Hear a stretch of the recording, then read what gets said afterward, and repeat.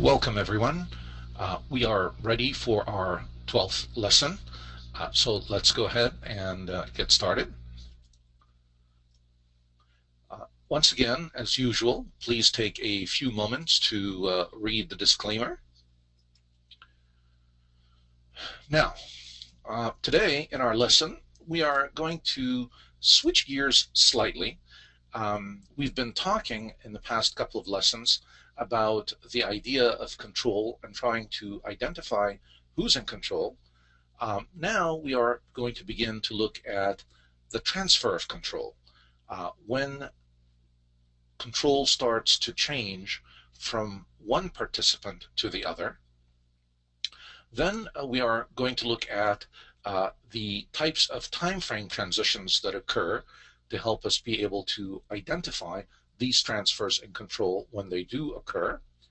And we are going to conclude with an interesting technique or calculation, if you will, known as the rotation factor, that is very helpful in helping us to get a good idea on the pulse of the market and the direction that the market wants to move to. So let's go ahead and begin talking about the time frame transitions, basically the transitions in control. Let's once again just quickly review. When it comes to market control, we are really concerned with two main issues. The first issue, of course, is who's in control. And the reason we want to know who's in control is because this will help us to keep our trades on the right side of the market, as long as we are continually taking trades in harmony and in tandem with the other time frame trader that may be in fact in control of the market. So by being able to identify who is in control, we are able to take profitable trades in the direction of the market.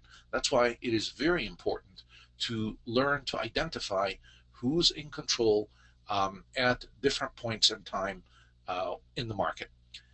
Now, it's also important to mention that no one ever retains or keeps control of the market forever.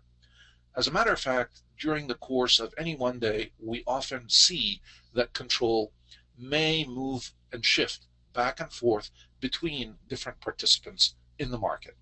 Consequently, we have to be alert, and we have to be capable of being able to identify these points of transition and move and flow accordingly with them. We don't want to become so rigid that we identify who's in control, but not be able to tell when that particular participant begins to lose control or weaken their control. Now, I don't want you to think that their control weakens because they're not interested. What happens is quite often they pull back. They have a strategy and they have completed what they intended to do, so they may secede the control and let someone else take over for a while. So we need to be able to take a look at what's happening in the market and identify these key transitions. Now, we've also highlighted in the past that the most important player is the other time frame player. So we always want to keep our focus on the other time frame control. And when the change or transition occurs, we want to keep an eye on which other time frame participant is now gaining or taking over the control. Some of the things that we've already discussed in terms of how to identify the other time frame control is the TPO count. We talked about that in our last lesson. We also know that a hallmark of other time frame control are tails at the extremes. If we in fact see a buying tail, we know that the other time frame trader has stepped in at this point and has started buying. If we see a selling tail, that also tells us that the other time frame seller has stepped into the market and created this tail. So the extremes give us, the tails at the extremes give us an idea about who's in control. The TPO count above and below the point of control itself gives us an idea about who's in control. Also, range extensions. Now, as a range expands and grows, it's telling us that in a particular direction, it is telling us that the market is facilitating trade in that direction. It is also telling us that there is other time frame control. The other time frame participant is able to push and move the range and extend it out. And we see this typically on directional days. So all of these things also will be helpful for us in being able to detect and discern when control is weakening or transitioning or changing. Also, initiative versus responsive activity. If in fact the other time frame control is initiating the activity, we know that there's a greater degree of conviction. And if in fact they're merely responsive to the activity in the market, then the conviction just is not there. So these different variables that we observe during the day help us again to get a good handle on who is in control. Now, let's take a look at how we are going to begin to analyze and study when the transitions occur and when the control is transferred. And I'm going to begin by reminding you that every period of trading is considered an auction. And basically, the market profile is made up of half-hour auctions. So each half-hour period is an auction unto itself. And each half-hour period also has its own profile. And even though we won't do this today, we will, in our next lesson, take a look at the actual profile of the half-hour period, because this will also give us clues about the transition. Today, we are going to focus on some other elements, and primarily the footprint bar statistics of how those help us in identifying points of transition or transitions in control. So let's focus now on just a half-hour auction. Let's say I took you to an auction market, and at the end of the half hour, we wanted to analyze together how did this auction go. What are we going to look at? What types of questions are we going to ask? If you take a look with me at this chart, first of all, we have split the day into different auctions. So each of these periods, each of these 30-minute segments or periods are an auction unto themselves. And the results of each period tell me an idea about how the market is developing and what is happening in the market. So we need to look at each one independently, and then we are going to begin to comparing each auction to the one before it so we can see how the market has developed, what change, if any, has really taken place in the market. So our first step really is to begin to look at the building units or the building auctions, the half-hour periods or segments of each day. Naturally, we can also break down each half-hour period into smaller increments, be it a 5-minute or a 10-minute period, to get an idea about what happened in those even smaller auctions yet. So each time frame, each period is an auction unto itself. The lower you go with the time frame and the time period, the less meaningful the results or the data that you get about the auction. So in other words, if I'm taking a look at a 1-minute auction or a half-minute auction, yes, I do get some data, but in terms of giving me a good idea about the big picture, it really doesn't. It just gives me a lot of noise at that level.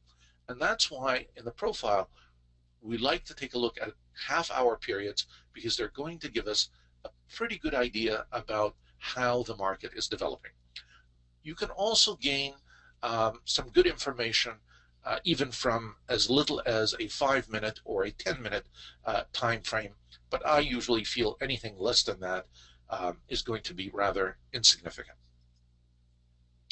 Now, notice before we begin looking at the specifics of each auction, the same exact chart that we looked at, we're going to look at in a slightly different way. So now, instead of these columns, just letters that you see, we're actually going to begin looking and analyzing the core, what makes up these columns, and how each one of these columns compares with the one that preceded it. What kind of information can we get from these footprint bars? And these footprint bars are actually very powerful and very helpful for us, so it is very important for us to begin to incorporate those in our toolbox and use this important tool, especially in identifying transitions when they occur in the market. All right, back to our question of what do we look at when we analyze the auction? So let's say we went to an auction market together and half hour of the market has passed. And we want to know, how did this auction go? How well did it do? We're going to first look at, where did it start? And the answer to that question is, of course, at the open price. Where did it end? At the close price.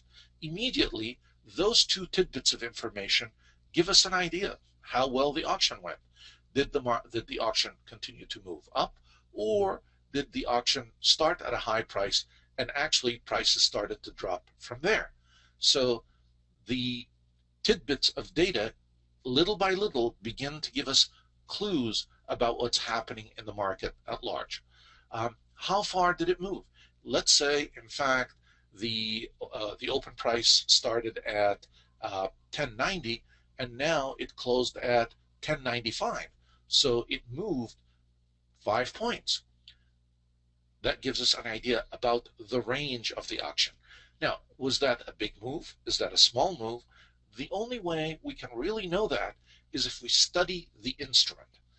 If we study the patterns and the behavior over a period of time, then I can make a correct assumption about the range and the extent of the range. Was this a big move, a small move, and so on?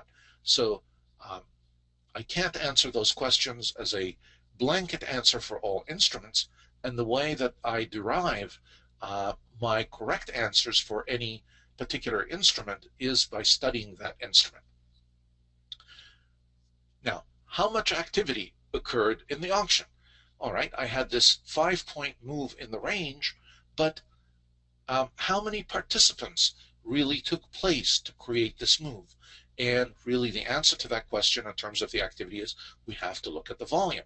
Did we have, did this change occur on very light volume, or did it occur on large volume? And once again, these types of data come from analysis, from us knowing the instruments that we trade.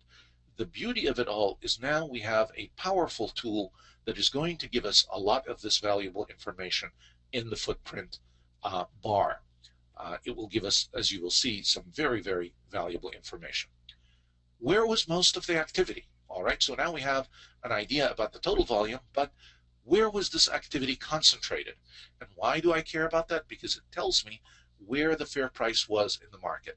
Where did the market participants really like the price during this auction? Was this price on the high end of the auction, or was it on the low end of the auction? All these things come together to give me an idea about how the auction is progressing, and it gives me clues as to what's likely to happen when the next auction opens and how the market will move from there. And the last important question that we need to analyze in the about the auction is whether or not the market is balanced or imbalanced at the end of this half-hour period auction. And why do I know that? Why do I care if it's balanced or imbalanced? Well, if the market is imbalanced, then look to the market to seek balance. So you're going to see a movement towards balance. If the market is in fact balanced, one of two things is going to happen. The market will continue to accept this balance, and we will continue to trade in that identified value area, or in the balanced area, or the market may in fact reject this balanced area, and we begin we might see a directional move one way or the other. So all of these questions should be in the back of your mind in analyzing an auction. I know it is a lot to think about all at once initially, but believe it or not, as you practice this and you do this day in, day out, these things eventually become second nature to you. You know what to hone in on and what to look for, and right away you're able to extract the data from your charts. It does take a little practice, but it can be done, and it really is not as difficult as you might think. All right, so let's begin by taking a look at the auction now, and we are not going to look at the actual market profile. We are going to look at these footprint bars, always remembering that each of them is really the same thing as a column of letters. Except now, instead of looking at TPOs, I am going to look at a bar of activity in the market. So I can get a more clear picture on what is happening in the auction. Now, often I will work with a footprint bar along with my actual market profile chart. So I see both side by side or next to one another. And this is one of the reasons why early on I recommended for you to have two monitors. So you can have enough room to spread out a couple of different charts next to one another. And if you're using the same machine to also do your execution, to have adequate room for your execution information and orders and so on. It is nice to have the space so you can clearly see the things that you want to see. Now, let's begin by looking here. Where did we open? All right, and the open we've identified at 1304.25. Now, the next thing we want to look at is the close. Now, look, the open and the close are very close to one another. If you're looking at a candle, the body of the candle would have been very tiny. Does that really tell you anything? The body is small. Okay, we had a rather large range, and we ended up with this tiny little body. So if you're looking at a candle, you really don't have a whole heck of a lot of information. Open, high, close, and that's it. But now take a look at the wealth of information we're going to extract from this bar. And we are going to begin by focusing our attention on just one bar. Naturally, the rules apply to all of them, but we will begin by looking at just one of them. All right. The next thing we want to identify is the range. Okay. The low to high, the period range. Well, the range extended from 1306.25 all the way down to 1300. So we had 6.25 points. Interesting point now I want to alert you to. Let's take a look at the open and take a look at this range.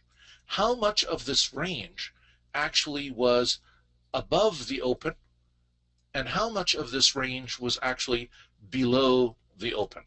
And I've done the calculation here for you. We got 2 points above and 4.25 points below the open. Immediately, what does that tell you? Where was the market facilitating trade? Was it facilitating trade above the open or below the open? So that tidbit in itself already begins to tell you who's in control, that the sellers are really, or the sellers were really dominant during this half-hour auction. Now, what ended up happening? We opened at 1304 and we closed at 1303.75. So we did lose at the end of the auction a little bit, but it doesn't look like much here. But when you look at this data here, it begins to show you a slightly different picture. 2 points above the open, 4.25 points below the open. The market really facilitated trade quite a bit on the downside of the auction. Now let's continue on and see what other important facts we can get. Let's look at TPOs now that we've learned to count, and we already know that we have 2 points above the open and 4.25 below. Well, how many TPOs above the open and how many TPOs below the open. I have 8 TPOs, and remember now, the TPOs are the time prints, so each of these cells, if you will, or each of these boxes represent a TPO. And you simply count. How many do we have above the open? 1, 2, 3, 4, 5, 6, 7, 8. And similarly, you will count 18 below. Once again, this is giving us an idea about the direction where the market has been facilitating the trade. Just because you see this, I don't want you to immediately say, aha, we're going lower for the day. That's it. The sellers are dominant. Because as I just mentioned to you, transitions could take place at any moment in time. And we just have one auction so far. And none of this information is definitive yet. We are just beginning to get a picture. So during the first auction, what the market is telling me is the market was facilitating trade below the open. More activity was actually taking place below the open. And by the time the auction ended, we were in fact a little bit lower than the point where we opened. So all of the things are pointing to a downward pressure or to seller dominance. However, the close is not really that much lower than the open. So obviously the buyers haven't rolled over and played dead. They're still fairly active because they've been able to bring the market back up to pretty darn near its open. So even though the sellers did dominate, their dominance was not very strong. That's what I want you to be able to develop. Not getting carried away and just thinking because we have more red bars here, it means that that's it. We're just going to keep going lower forever. Be very careful with that. You always have to carefully analyze and compare different pieces of data and balance them out. All right, now another thing we know and we've learned from our profile is the POC. Where is the POC? And we notice that the POC is right here. And it is the point that had the largest bulk, the greatest amount of trading volume. 12,468 contracts at the bid and 12,217 at the ask. And one thing I want you to do when you look at those numbers is to look at the variation, the variance between them. How big of a difference do you really see between them? And you will find that the variance is not that high. So when we look at fair price, we will see that in fact our buyers and sellers, even though there is a slight advantage to the seller, but they're pretty close in number. So that's another indication to me. I am not going to get very eager here and dash in taking a short. I need more information. All right. Now, let's take a look at another calculation or bunch of numbers, the TPOs above and below the POC. 14 TPOs below the POC and 11 TPOs above the POC. So once again, this really also validates for me where the activity, most of the activity took place, except now with the TPOs, it is not as stark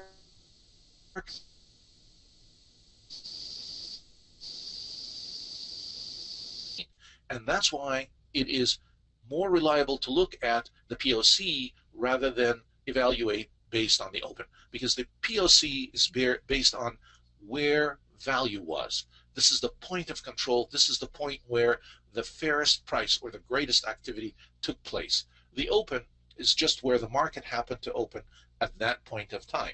So it's not as concrete or as solid to hang your hat on as it is to use the TPOs. And I wanted to show you both numbers to show you why there is a difference. So this gives me a more accurate picture of what's going on in the market.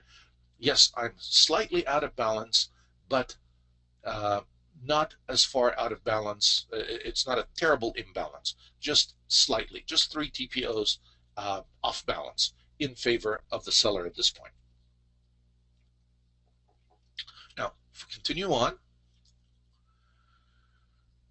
we need to now begin to re-examine the concept of time and what time, how much time is spent at a price level tells us about what's happening in the market.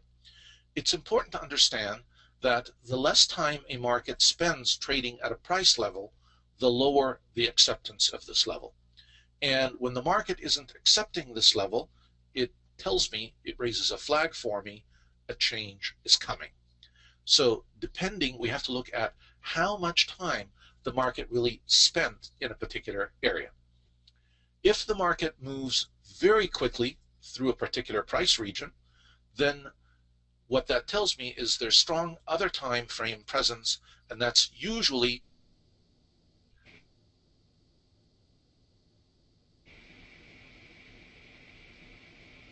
speed by which you see the market flow through a region or through a price level, or the amount of time that the market spends at a particular price level is a very important clue to you whether there's support or resistance at this point, or whether in fact the market is starting to accept this price level. Another important bar characteristic that we need to look at is the number of green boxes versus red boxes in the bar. And we're also going to look at the degree of shading, light versus dark boxes on the bar. The shading gives me an idea about the intensity of the activity. We also want to look at what is happening at the extremes of the bar. And we'll look at all these things together in just one moment. And last but not least, we're also going to spend a little bit of time looking at the footprint bar statistics. All right, so let's take a look at our column A again together and see what that tells us. It reaffirms for us much of the information that we have gathered. We have a total of 26 TPOs for this period.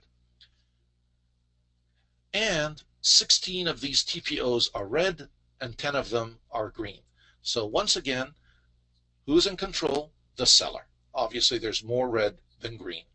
Now we get to the issue of shading. How intense has the red been? How intense is the green? And if you notice, with the exception of just a couple of cells, this one here was pretty intense. This one was also a little bit dark. Most of the trading, the red cells, or the red boxes, if you will, they're light colored. So it's not heavy selling. We're getting some selling. Another way you can tell this is also by looking at the POC itself and what color was the POC. And you notice that, in fact, it was pretty light. It was not a very dark red. This is an example of a dark red, and they could get much darker, as you see here. When you start seeing consecutive dark shades, this is a clear indication the seller is starting to dominate. When you start to see changes in color in a region, in other words, you've had a whole bunch of red, and then all of a sudden the red is changing to green, even though it's light green, or even from darker red to lighter red, that is telling you something, that buying is starting to pick up. And that's why the software uses shading to give you a visual cue as to what is happening in the market, and when control may actually be changing from one side to the other. All right, now we want to take a look, and this is very important, at the activity at the extremes. The extremes, really the top three, depending on the range of your period. And here we had 26 prints. This for the ES Mini and a 30-minute auction. This was a rather wide range. 2630 is a wide range for the ES Mini. And so let's see what happened at the bottom and what happened at the top. Let's begin at the top. Well, as price was trying to move up, what happened? It met with resistance. Really, the sellers were willing to sell 47 right here, but there weren't that many people that were willing to buy them. So we only had 47 transactions at the ask, none at the bid. Also take a look at the difference between bid and ask here, how the numbers have really dropped dramatically from 1907 to 47. And we see that even from the third sell, 2004-86, and then 1907, the buying is weakening down to 47. All of a sudden, really, it just got shut off. The sellers smothered it. So it's telling me, amongst all the other signals that I've gotten, or all the other indicators, that I was not really able to move much higher in the auction during this period. I got shut down fairly quick. Does this mean this will always happen? We don't know. We have to wait for the next auction period to be able to answer that question. But certainly the market was not facilitating to the upside, and the aggressive buyer here really found themselves being shut down quickly. Now here, on the other hand, let's see what happened. Take a look at the bid volume relative to even the ask up here. The numbers are significantly higher. 2,689, 5,454, 6,088. Notice even the volume and the bid is significantly higher than the numbers we're seeing up here at the ask. So obviously there's more activity down here, and there's probably we've already established we have a bias for the seller, but a likelihood that we might see prices drop even lower. But not a strong, it's not a strong selling market. No dark shades. No significant. And then we came back up to close right at the middle instead of closing at the bottom of the candle. This is another column. I'm sorry. This is another indication that the selling was not as strong as one would have anticipated or expected. All right.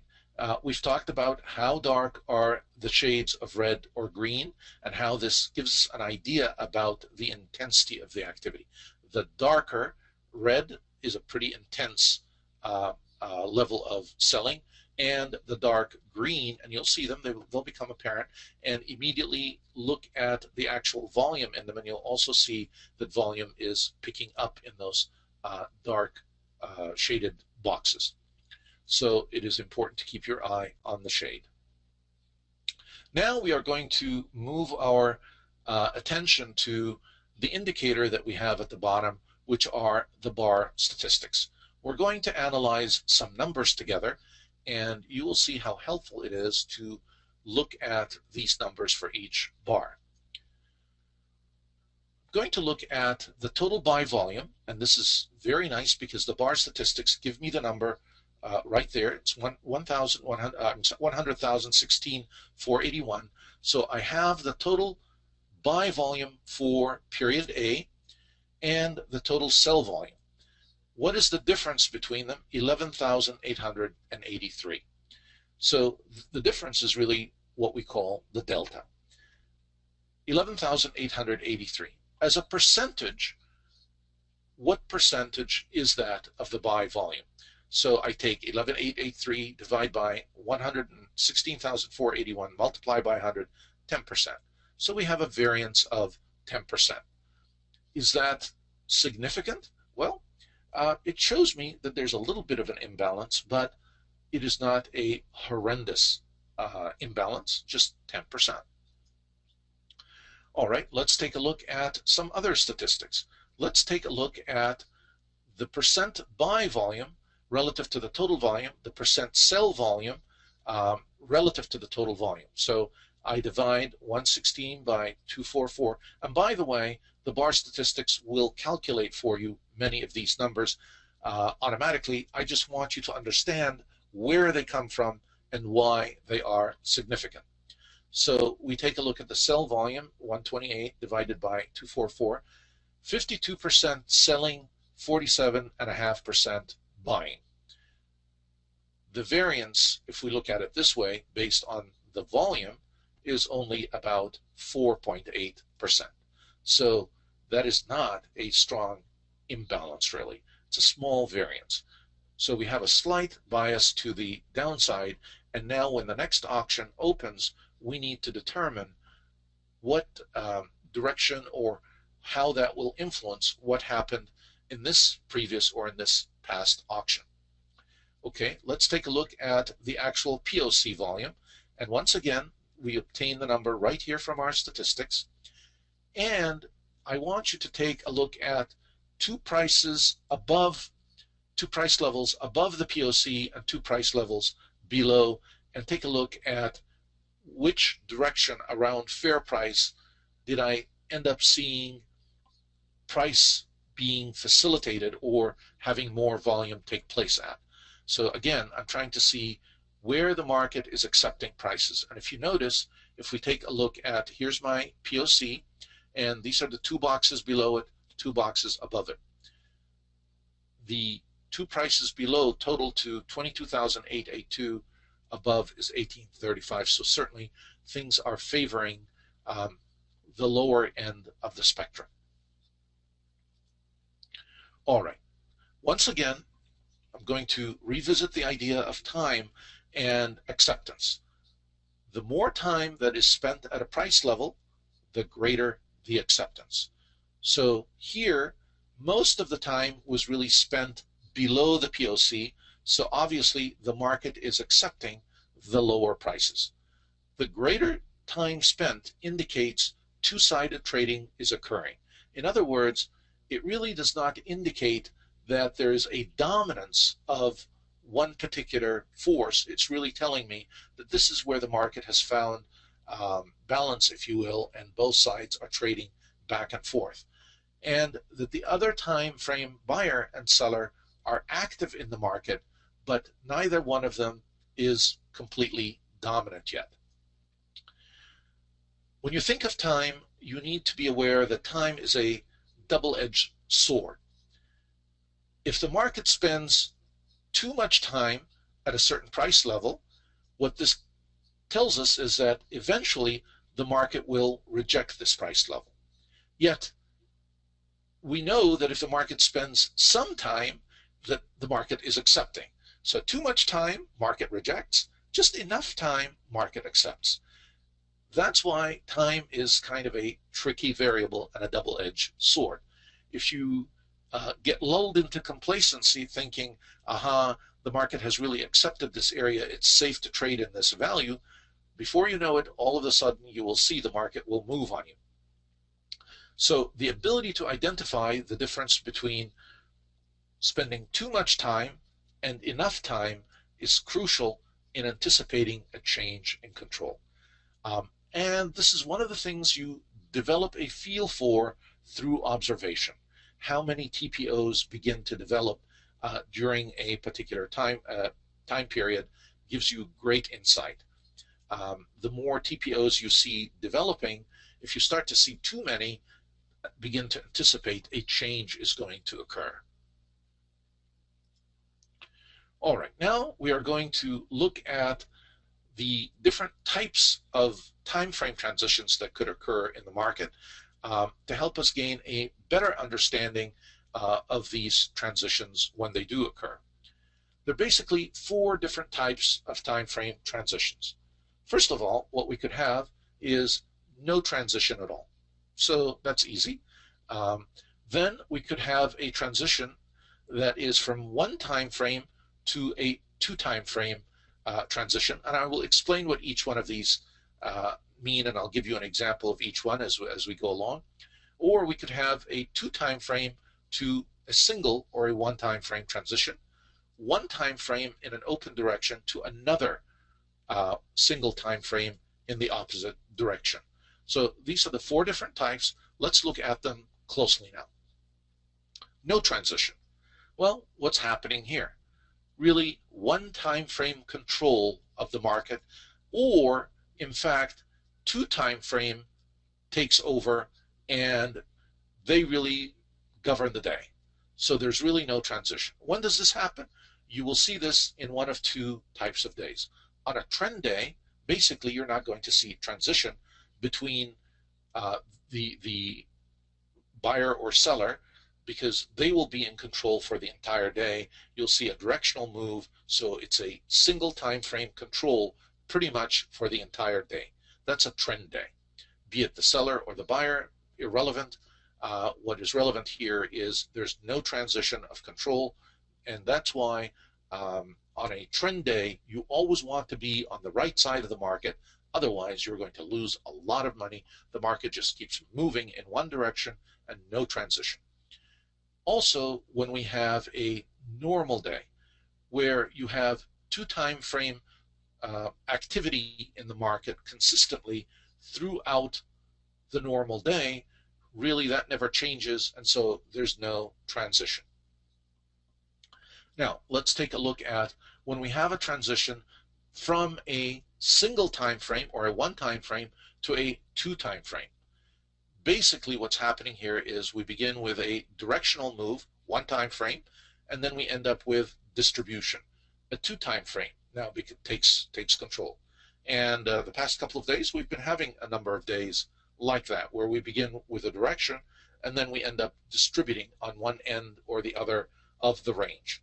So the day starts out with a directional price move, and it tests a known reference level, either a POC high or a value area low. The move stalls and we don't get any new activity, and the market transfers to two time frame trading, basically really distribution. And we begin to develop value around that area. The third type of a transition that could occur is two time frame to one time frame. In other words, we've been distributing, we've been balanced, trading in a value area, but all of a sudden the price decides it's going to leave that developed area, the developed value area. And we just talked about that if the market spends too much time in balance, you can count on the fact that it is going to leave that balanced area and move directionally one way or the other. If it spends too much time there, it'll be time for it to make a move. So when prices are trading within a range near a known reference point, again, resistance or support, price breaks through and directionally moves. A directional move follows that break, and we continue directionally. So from two time frame to one time frame, basically from distribution to a directional move. Last type of transition that you are likely to see in the market, single time frame, which is again a directional move, a move moving in one direction, to another time frame in the opposite direction. So really, I don't want you to think of this as a U-turn, but it really is a U-turn. We really start to change direction completely. The day starts moving in one direction, and all of a sudden the direction completely changes and we move in the opposite direction. And typically the structure that you will see for that day is what we will describe as a neutral day. Move in one direction and then all of a sudden in the opposite direction. So that's why, and as a matter of fact, it's kind of interesting. These are the transition techniques that professional traders actually use to make sure, or that they're trying to hide their steps. They don't want to make it easy for anyone to be able to follow in their tracks. So they are continually shifting things around and transitioning, and that's why no one continues to be in control all of the time. And that's why the market, for many people, when they don't understand the structure, is difficult to trade. It seems random, but it really is not. There is structure, and yes, these things are done intentionally, and they're done intentionally to make sure that one side prevails, or one side is the side that is always making money and not making it easy for anyone else to just see what's going on and follow in the footsteps. Our job is to be nimble, to be able to recognize, first of all, who's in control, and then immediately also recognize when this control is changing. Last but not least, I want to begin to introduce you to an important technique known as the rotation factor.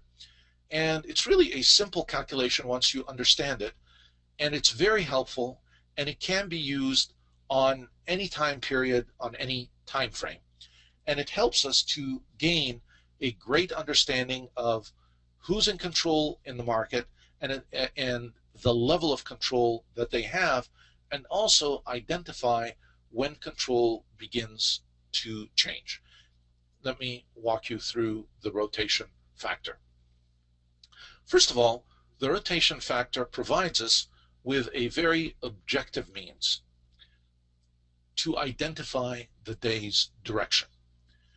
And it takes a few auctions to take place. In other words, at least 2 or 3 auction periods, but then we get an idea. By the end of the day, you have an excellent idea, and it also prepares you for the next day. So I will recommend for you that you should always do this calculation at the end of each trading day to give you an idea about how the day went.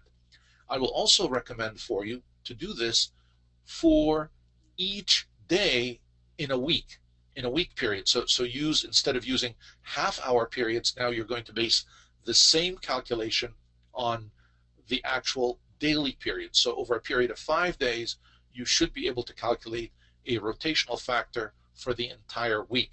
This will give you an idea also about momentum in the market, which way it's going and which way the market is moving. The technique is really very simple, very basic, and I'll take you through a step-by-step process of implementing and using this technique. So far, we've decided that we're going to break up our profile into the periods, and we've begun our analysis looking at each period relative to the prior period. And we've looked at the footprint bar, and we've looked at the different numbers to see what is happening and what that tells us. We know, for instance, that when we see that all of a sudden we are not able to make higher highs with our range and we start to drop, that the likelihood that prices will continue to drop becomes greater. When we look inside the footprint and we look at the extremes here, as we begin to see greater volume traded at the lows, it is telling us that the likelihood that price will continue lower begins to increase. And then suddenly, when we develop a tail down here, and we begin to see that the responsive buyer has stepped in, and that all of a sudden prices are beginning to become facilitated to the top side, and sure enough, on this period, look at where it opens above the midpoint of this column, and in fact the high is higher than this high and the low is higher than this low. So we definitely have had a transition and a change in the market. Now the footprint should have been cluing us into this early on in terms of monitoring the shades, the changes in color, and so on. Now we are going to focus with this new technique, the rotation factor, on just the highs and the lows for each of this period. The low, the high, and we are actually going to use a scoring mechanism to help us get a handle on what is happening in the market. So our first step is we want to assign a value to each time period's auction rotation. The first period, since this is the first period, we can't assign any values to it because we have to compare it to something, and we begin with the B period. And what we're going to do is we're going to compare the high and the low of each period to the prior period and assign what we call a rotational value. So let's go ahead and embark on this exercise together. But first, before we begin assigning these rotational factors, we have to know what the rules are. The rules are really very simple. We take a look at each 2 auctions and we compare them. If my top here for this new auction is higher than the prior auction, I'm going to give this high a +1. If in fact the low is also higher than the prior low, then the low also gets a +1. All right, well, what happens if I have two auctions? The top is higher, so this one's higher than that one. That gets a +1, we know that. But what happens if they're equal? Well, if they're both equal, we just give it a 0 for the low. So as each auction develops, we compare it to the prior auction, and we assign a numeric value to the high and the low based on where that high or that low falls relative to the prior high and the prior low. So here, both highs ended up at an equal point. We got a 0 at the top. On the other hand, the lows, this one was lower, so we got a -1. Here, the high was lower than the prior high, so it gets a -1, and the low was also lower than the prior low, so it too gets a -1. In this case, we were exactly equal at the top and at the low, so it's a 0 at the top and a 0 at the bottom. So these are our rules of assignment. Let's now begin to implement them to the profile that we've been looking at and see what they tell us. Okay, so we're not going to compare A to anything else because this is a new day. So A is our first auction, and we're going to begin by comparing the B column to the A column. All right, B is actually, if you notice, even though it's just one print, but it is in fact lower. So it gets a -1 at the top. However, the low is actually higher. So it gets a +1 at the bottom. And then we continue on for the day. With C, C again is lower than the high of B. So I have another -1 at the top. And the low of C has dropped below the low of B, so it gets another -1 down here. All right. Hopefully you are beginning to see the pattern of how this emerges. Let's do one more. D, the low is lower than C, so it gets a -1. And C is higher than the low of D, so D gets another -1. And so on. If we were to look at E, because E now the low is higher than D, this should get a +1, and we get another high that's higher than this high, so we're going to get a +1 up here. So +1, +1. Let's take a look at it. +1, +1. Very good. Now let's put the scores for all of them so we can finish our exercise and get some meaningful information from it. All right, so I've put in all the data now for the entire day. And if you review it, you will see that each one is based on the rules that I have identified for you. If one period is lower in the auction than the prior low, it gets a -1.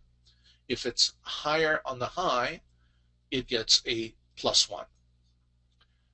Now, what do we do with all these +1s and zeros? Well, the answer is easy. We add them up. However, we add up all the highs together first. So let's take a look at all the highs. Easy to identify, just look at the tops. And basically, this gives you the total high. And guess what? We have a total high of 0. When you add all these up, you get a 0. Now let's add up the total lows. All these lows that you have down here get added up. Right? And they give us a total of 1. So the overall rotational factor for this day, if you add 0 + 1, is 1. First of all, it's positive, so this gives you an idea that the market has been trying to move up. The prevailing sentiment in the market is up. But take a look at the strength of that rotational factor. It really has, remember when we began by asking those two key questions, Where does the market really want to go, and how well is it doing that? Well, the market wants to go up. How well is it doing that? Obviously, not very well. And as a matter of fact, at the end of the day, if you take a look at what happened, our highs really did not exceed very much the high that was put in the first period. So the rotational factor is very indicative of the mood, the control in the market, and also the power or the conviction behind that move. If in fact you get a rotational factor that is negative, then obviously the market wants to go lower, wants to move lower. The higher this number, the greater the number, the more you get an idea about the momentum. It's a very simple yet very powerful technique of how well the market is facilitating. And really, it's just simply based on the highs and the lows of comparing prior auctions. You can apply this technique on any period of time. So you could do this on a 10-minute chart, on a daily chart. I highly recommend it for the daily chart, and certainly recommend it for the 30-minute during the day. It also gives you an idea during the day as the day is developing. So for instance, if we were to look at just B to C, we have -1 and +1. I have a 0, and then I have -1 and -1. So in column C, really, what we ended up was a -2. So here the market was telling me that it wanted to go lower. However, when D comes along, -1, -1, another -2. However, be careful, because even though you're accumulating this data before the market really has closed for the day, it is somewhat misleading. You have a -2, yet you are now getting a high for D that has exceeded the high for half of C, and this is an indication that you are likely to see a change, a transition take place. We've managed to penetrate half of this prior range. There is a theory known as the critical mass theory. The half of anything is always very, very important. If you're able to pierce and exceed the half, that's the tipping point. And sure enough, look at what happened here. E opened well above the half of D and continued on even higher than the high of D. So always take a look at the half of each range. Where is that relative to the following auction? The critical mass, is it tipping in which direction? Simple technique, but also a powerful one. So here, when I begin to see a lot more activity and greater volume below the half of B, that's when I know things are going lower, and it may behoove me to take a short, and vice versa. As I begin to see increasing activity here, and I bet you that if we were to go back to look at our footprint, you will see that these prints up here were actually darker in green, and the price started to shoot higher. The market had begun to facilitate to the upside. And that's what we want to be able to identify, these transitions.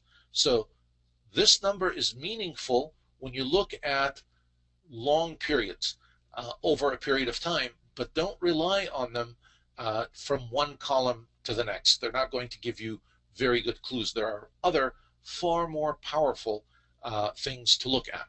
And so I'm actually going to take you back to take a look at the D period and see what was happening in this transition. So I'm going to go back with our slides to our, here we go, D. Now take a look at what is happening here that tells us things are changing, that we have a transition taking place in D, and the direction is starting to move different. Here we were heading down, but all of a sudden, notice how I'm beginning to see green emerge in an area that was all red. And notice again, I had a lot of red here, but green is starting to emerge. And also notice at the volume, fairly hefty volume, not nothing to sneeze about. And as we go higher and higher, the market begins to develop more green. And we've managed to pierce through half of that prior bar. So this would be a good point for me. At any point at about half, when it comes back to test this half here, and it never came all the way back to half, so this would be a good point to actually go long at this point, because the transition has occurred. The market is starting to move in a different direction. And notice, if you spot this transition accurately, you are able to benefit from the move for the rest of the day. If you are still in doubt at this point, take a look at what is happening here. The market dips back again to test the midpoint of this range, and we're still above it. We don't go far below it. So this is another indication when we see this down here that this would be a safe point to take another long. It gets very easy and very obvious here, but you've missed quite a bit of the move because you didn't identify the transition at an early stage. Here, it's easy to identify it as you begin to see more and more green increasing, but by the time you get to this point, there's not much of a move to be had.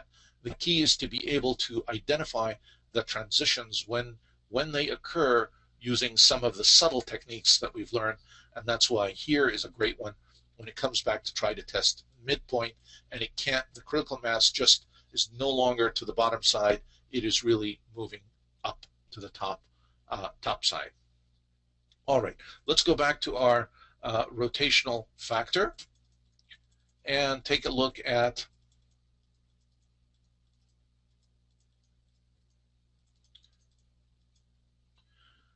the rotational factor of 1 for the day. So this entire day ended up really with just a rotational factor of 1 for the day.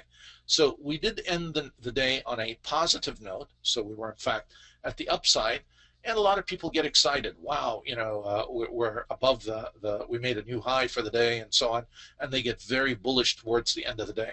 But if they have taken a look at the rotational factor, even though the market wants to move up, it really is not doing this incredibly well, and the rotational factor is fairly low for the day. I certainly would not be taking any longs up here at this point. Only the amateurs would. This is where the rotational factor is very helpful.